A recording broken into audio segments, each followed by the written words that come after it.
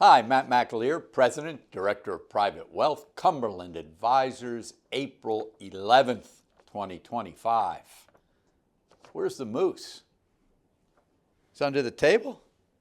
Moose is coming up afterwards, so stay tuned. And the reason I make that joke is the bond market with a ton of volatility this week.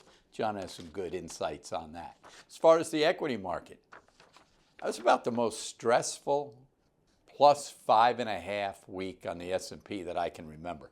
And that dates back to trading through 08, 09, 2000, 2001 and 2, even 98, the long-term capital meltdown. The volatility day to day, and we're not talking about the VIX index, which gets focused on an awful lot. What I'm referring to is the intraday moves, which is somewhat picked up by the VIX. But the intraday moves over the past week exceeded 6% a day on a moving average. There's only been 5 other times in the last 40 years where in a short period, a 5-day period, had that type of intraday action.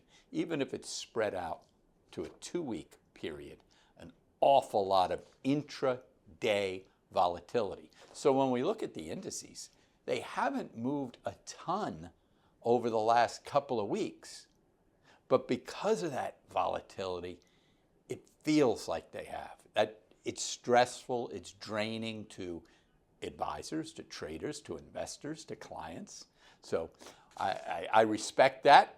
I hope that we have your allocations client-wise at a level that we call it a sleeping level, because that's what enables you to stick with an allocation or a plan. Keep in mind, underneath the allocation, we are actively making moves, but we all have objectives and goals that we're trying to reach. I wanted to share a picture chart with you that I got a kick out of. It was from one of our firms we use for analysis, Dorsey Wright, who I've mentioned in the past. This is a great chart. There's that top square rectangle showing what your investment plan looks like when you sit down and put together an allocation and kind of back test and see, the S&P has been up an average of, say, 7% over the last 50 years. That's a nice, easy move from left to right. The goal always being from lower left to upper right. That's the graph we want to see.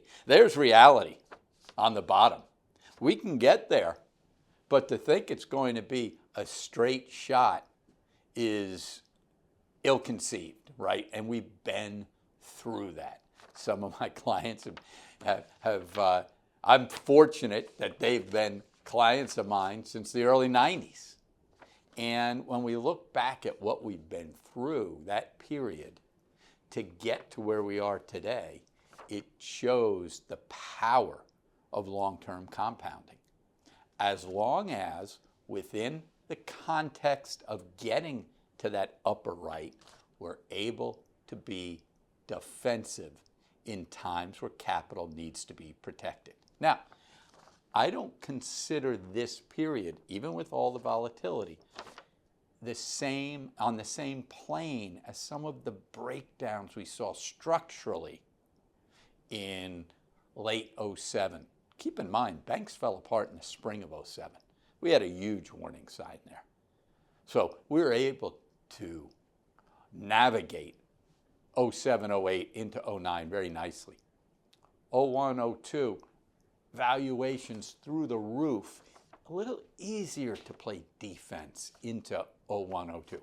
Now, 98, and this reminds me much closer of the 98 pattern than does the real breakdowns that I just mentioned. 98 was long-term capital management. While there was spreads widening in the bond market coming into long-term capital's breakdown, the leverage involved back then, which today would be a thimbleful, but back then was enough to have major concerns on the structure of the bond market and currency markets. We're getting a whiff of that today, and some of that's self-induced, some of that is positioning, some of that is reaction. So in terms of where we sit and how markets are behaving, the bond market, which saw a little bit of a rocky patch this week, it is actually spread-wise, and we talked about this a couple of weeks ago, where junk bonds or lower credit bonds aren't at blown out wide spreads. So they're tighter to treasuries than I would expect if there's structural problems underneath. So for the time being, we're going to play this against contagion. Remember, contagion is the enemy of markets. It just rolls from region to region, from market to market. We're going to play this as we currently are. We put money to work this week. We didn't take money out. US ETF portfolio, we added a position in the insurance area, KIE, exhibiting tremendous relative strength. Domestic, doesn't have too much leverage to the foreign markets. Now, where do insurers have trouble? In the bond market. Their portfolios are highly leveraged to the bond market. Have to keep an eye there. Over in international, we did add to Europe just today.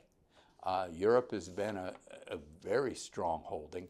We initiated and added to the Euro Stocks 50. So strong player. Leaves us at about 8% cash in international, leaves us about 5% cash in US ETF. Nothing done in the other portfolios, but focused on a number of securities for adding if we get that next dose of panic. So enjoy the weekend. The Moose is with you, walking the streets of Salt Lake City. You can't stop them. Hi, it's John Musso. I am the Chief Investment Officer at Cumberland Advisors. It is Friday, April 11th at 12:30 in the afternoon in the East. We are out here in Salt Lake City. One hell of a week in bonds. All driven by the tariff talks, reduction of the tariff talks, and just an incredible week when you look at a 10-year Treasury bond that went from a 4% at the end of last week to a 4.53 as we sit here today. Remarkable rise, similar rise across the yield curve, even more in some spots. Really unprecedented in terms of the volatility in the bond market. Of course, it's also taken the volatility from the stock market as well. So all markets have been incredibly volatile this week. When you boil it all down, it is the fear of inflation that is driving these markets, not absolute inflation. If you looked at the CPI this week and the PPI this week, they are both down. So the CPI was down this week, minus 0.1. PPI was down this week, minus 0.3. These are the March numbers. And when you look at those, you say, wow, inflation's dropping. That is because the economy is slowing. It has been slowing. What is fearful for the bond market is people's expectations of inflation. We have one chart here to show you. It is the University of Michigan 1-year inflation expectations number. You can see it. It is a hockey stick move. It is really all based on tariffs, the most latest move up. And you have to go back over 40, almost 45 years to find a level of expectations. Does that mean inflation is going up? Not necessarily. We just gave you the CPI and the PPI numbers, which are actually down versus expectations. In fact, they were negative. So when you look at the numbers, you have to take this with a grain of salt. It is very good that the president decided to put this 90-day talk about tariffs on the side, except for the China tariffs. We will see whether this cooling period brings some stability to the markets.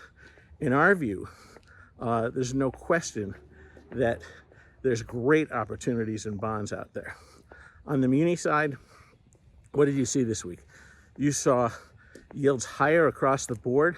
That 10-year AAA muni curve went from basically a little below a 3 all the way up to about a 360. Huge move. When you look at that, you also have to take into consideration many issuers have pulled deals from the market. So even though there's a $12 billion calendar for next week, half of that is stuff that was postponed from this week, and it may be postponed from next week. They're looking for stability. We did see one thing this week on the muni side, very important. After Wednesday's huge amount of volatility, we saw bond yields cut and scales cut on the muni side.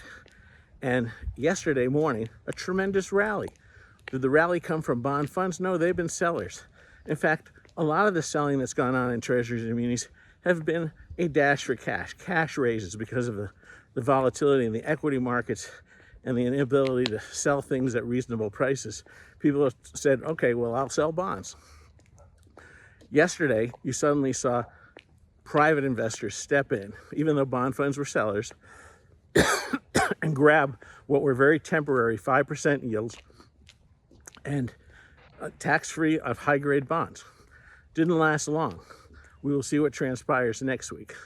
But in our view, the story on the economy and the slowing of the economy, and there's no question that we think with the tariffs in place that are out there, that the economy will be continuing to slow and probably slow faster, is offset by some of the rise in expectations for inflation, as we showed you on the chart. We will tell you more next week. It is a very, very volatile period. We hope everybody has a good weekend. Enjoy the Masters. And if you ever get out here to Salt Lake City, you'll really enjoy it. We spoke from here last year. It's a great city with great ski resorts, very business pro city, and just recently got a hockey team that they have to name. Everybody have a great weekend. Great work, John. See everybody next Thursday. Keep in mind, markets closed on Good Friday.